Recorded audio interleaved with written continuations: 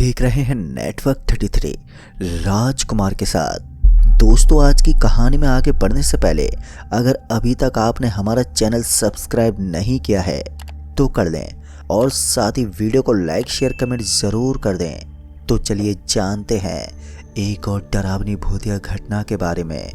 दोस्तों, शिमला की हरी भरी वादियों से कौन वाकिफ नहीं होगा। पहाड़ों में बसे हुए शिमला की खूबसूरती के लोग दीवाने होते हैं और यहाँ की खूबसूरती के चर्चे पूरे देश में हुआ करते हैं। कहते हैं जो शहर जितना ज़्यादा खूबसूरत होता है उसके अंदर उतनी ही ज़्यादा रहस्यमय चीज़ें भी मौजूद होती हैं। इसी शहर के अंदर एक ब्लैक रोज नाम का होटल भी मौजूद था जिसके किस्से इंटरनेट से लेकर पूरे शिमला में मौजूद थे। और इसी होटल के बगल में हम लोगों ने अपना बसेरा डाला था क्योंकि हमने इसके बारे में काफ़ी पहले सुन रखा था और हमें इसकी सच्चाई पता लगानी थी। इसी के चलते हम 4 दोस्त इस होटल के अंदर चले गए जो कि हमारी ज़िंदगी की मानो सबसे बड़ी भूल थी। इसी होटल के अंदर हमने कुछ ऐसा देखा जिसको देखने के बाद, जिसको महसूस करने के बाद हमने डर का असली मतलब जाना और यहीं पर हमने अपने एक दोस्त को भी गवा दिया।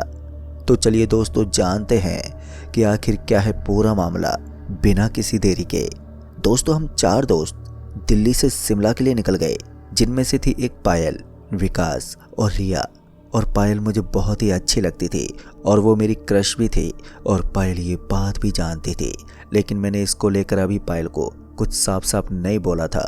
हम लोग बाय रोड दिल्ली से शिमला आ गए थे और हमने ब्लैक रोज होटल, जो कि काफ़ी समय से बंद पड़ा हुआ था, उसके बगल में एक होटल मौजूद था। उसी होटल में हमने रेंट पर कमरा ले लिया था क्योंकि हम पूरी प्लानिंग के साथ आए थे और हमें ब्लैक रोज के अंदर की सारी जानकारियां निकालनी थी। इसके बारे में जो भी अफवाह या सच्चाई इंटरनेट पर और यहाँ पर फैली हुई थी, इसके बारे में हमें जानना था। इसके लिए हम लोग खास करके शिमला घूमने आए थे। दोस्तों, आपकी जानकारी के लिए ये भी बताते चलें कि पायल और रिया को हम दोनों ने इसके बारे में बिल्कुल भी भनक नहीं होने दी थी क्योंकि उसको मालूम चलता तो वो कभी आने के लिए तैयार ही नहीं होती। अब रात का समय हो गया था और हम लोग भी खाना वाना करके अपने घर से बाहर की तरफ निकले। तभी मैंने प्रिया और पायल को ब्लैक रोज होटल को दिखाया जो कि बिल्कुल खंडर की तरफ पड़ा हुआ था। वहाँ पर लाइट बुझी हुई थी और दूर दूर तक उसके कोई भी इंसान दिखाई नहीं दे रहा था। उसको दिखाते हुए मैंने प्रिया और पायल को मना लिया और हम चारों उस होटल के अंदर की तरफ जाने के लिए मान गए। इस काम में मेरी मदद मेरे दोस्त विकास ने भी करी थी। और जैसे हम लोग होटल के बाहर आए तो हमने देखा कि यहाँ पर एक भयानक माहौल था। एक तो कहीं भी लाइट दिखाई नहीं दे रही थी और दूसरी चीज अभी रात के 8 ही बजे थे, लेकिन यहाँ पर कोई भी दिखाई नहीं दे रहा था। हम जैसे ही ब्लैक रोज होटल के दरवाजे पर पहुंचे तो हमने पाया कि दरवाजा अंदर से बंद है। हमने उसको जोर लगाकर खोलने की भी कोशिश की लेकिन दरवाज़ा खुलने का नाम ही नहीं ले रहा था और हम सब ये समझ गए थे कि हमारा अंदर जा पाना बहुत ही मुश्किल होगा। और जैसे ही पलट के हम वापस अपनी होटल की तरफ जा ही रहे थे कि तभी ऐसी आवाज़ आई जैसे दरवाज़ा खुल गया हो। और फिर तभी एक आवाज़ और आई।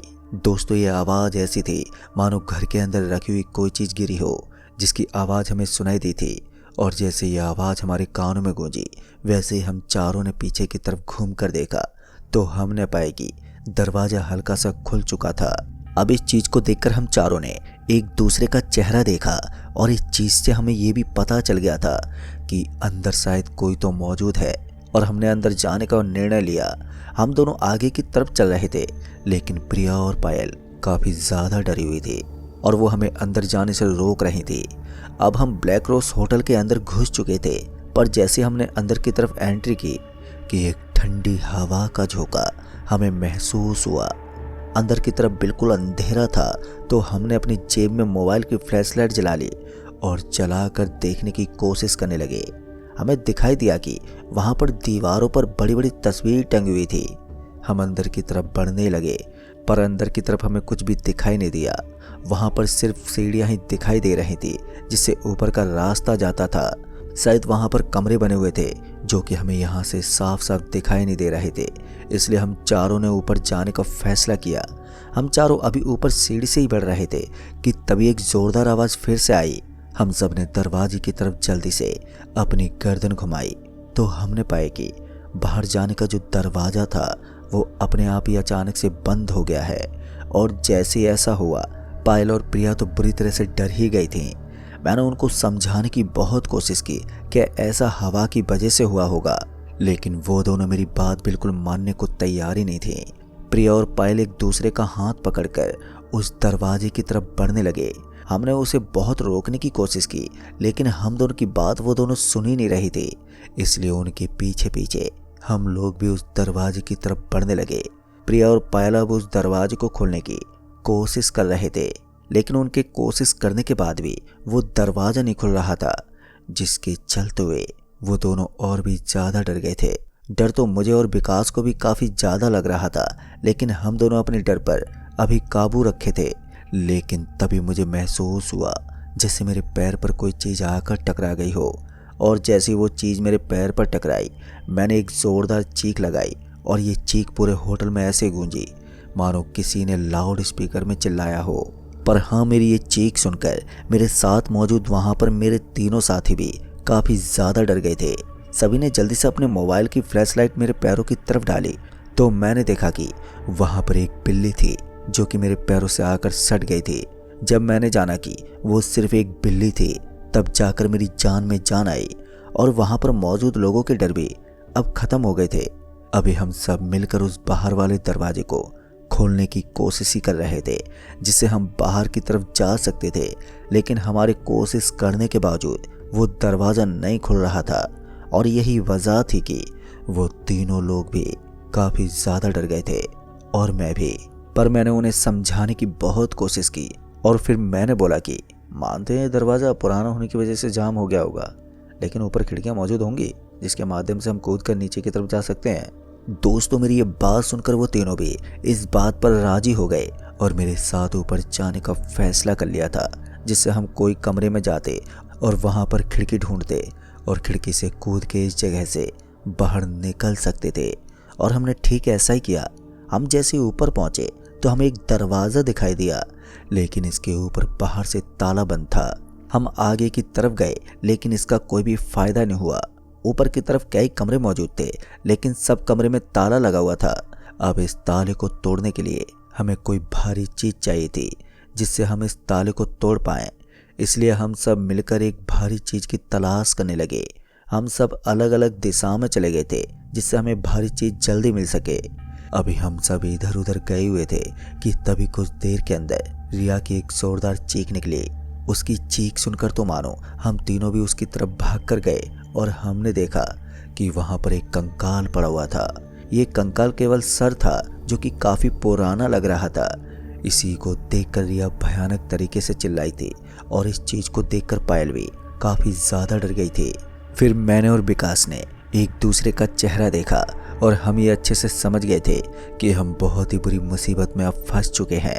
अब हमें यकीन हो गया था कि जो भी उन वेबसाइट और लोगों में बात फैली हुई थी, वो बात बिल्कुल सही थी कि जो भी इस हवेली के अंदर आता है कभी बचकर बाहर नहीं जा पाता। अच्छा हुआ इस बात की जानकारी रिया और पायल को बिल्कुल नहीं थी, नहीं तो हमारी जान जाने से पहले ही वो हम दोनों को मिलकर मार देती। तभी पायल ने रिया को संभाला। उतनी देर में हम दोनों ने एक भारी और मजबूत चीज़ ढूंढ निकाली थी। वो असल में एक ईंट थी, जो कि इस होटल की टूटकर अंदर की तरफ गिरी थी। हमने उस ईंट का सहारा लेकर वहाँ पर जो पहला कमरा मौजूद था उसका ताला तोड़ दिया, और हमें ऐसा करने में ज़्यादा दिक्कत का सामना नहीं करना पड़ा, क्योंकि ताला काफ़ी पुराना था, जिसके चलते 3 बार ईंट मारने से ही वो ताला टूट गया। तभी हमने दरवाज़ा खोला और अंदर की तरफ देखा तो अंदर कमरे में मकड़ी का जाला मौजूद था। ये जाला इतना ज़्यादा था कि हम अंदर की तरफ बढ़ भी नहीं सकते थे। इसी के चलते हुए हमने हाथों से उस जाले को हटाया, और फिर हम अंदर की तरफ बढ़ गए। पर हम जैसे ही अंदर गए तो हमने पाया कि कमरे में कुछ बैग पड़े हुए थे। हम चारों ही उस बैग के पास पहुंचे तो हमने देखा कि उस बैग में लोगों के कपड़े मौजूद हैं, और इसको देखकर ऐसा लग रहा था कि इस होटल में जो लोग रहने आए थे, ये बैग उन्हीं का था।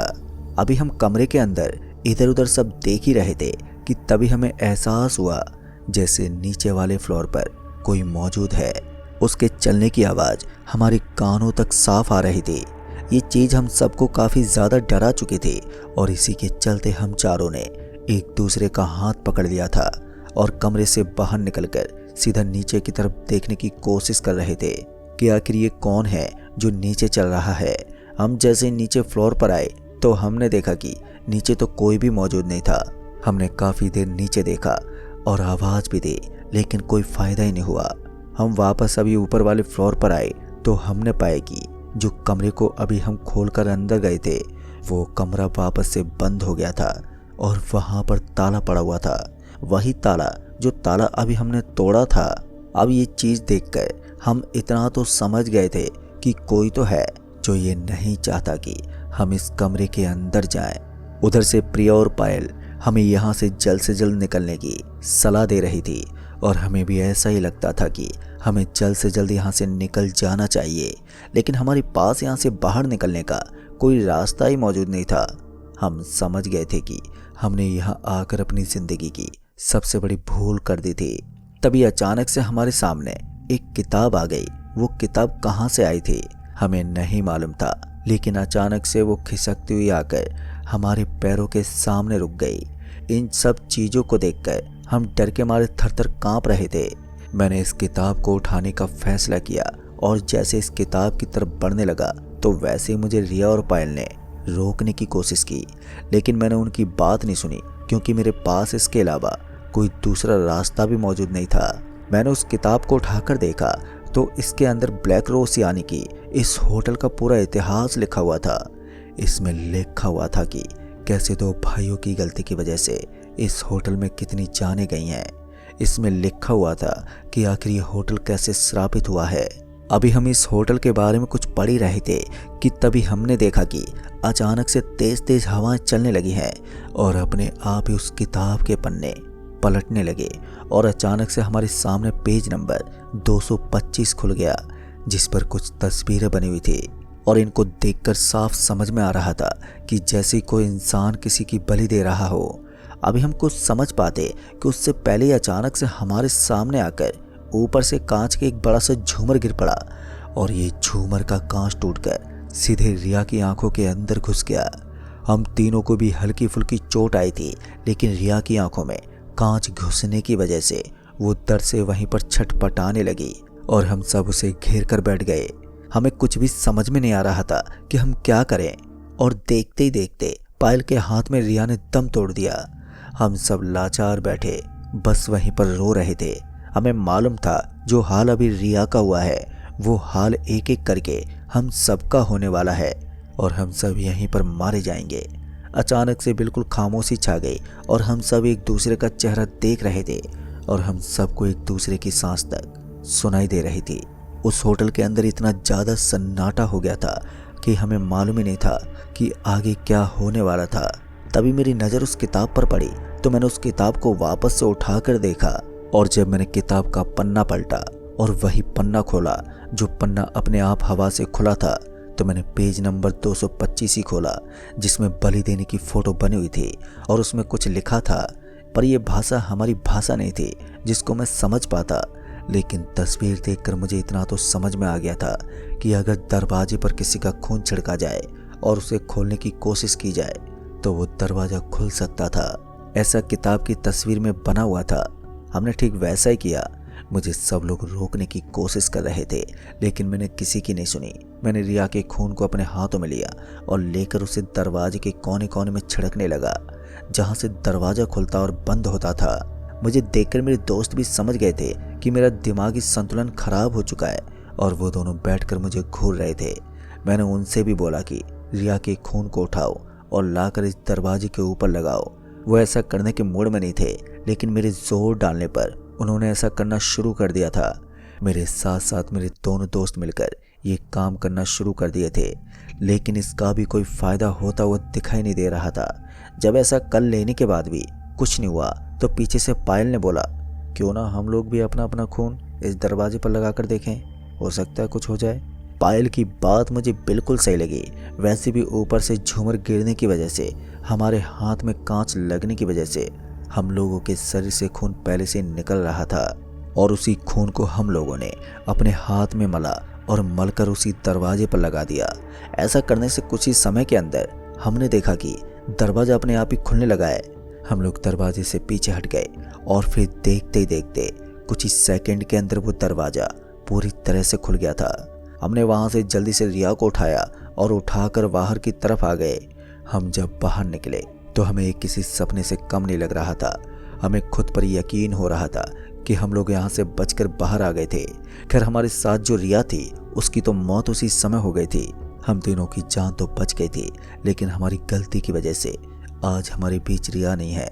झूमर से लगा घाव हम सबका कुछ दिन के अंदर ही भर गया, लेकिन रिया की मौत का घाव हमारे साथ जिंदगी भर रहेगा और हमें तकलीफ देता रहेगा।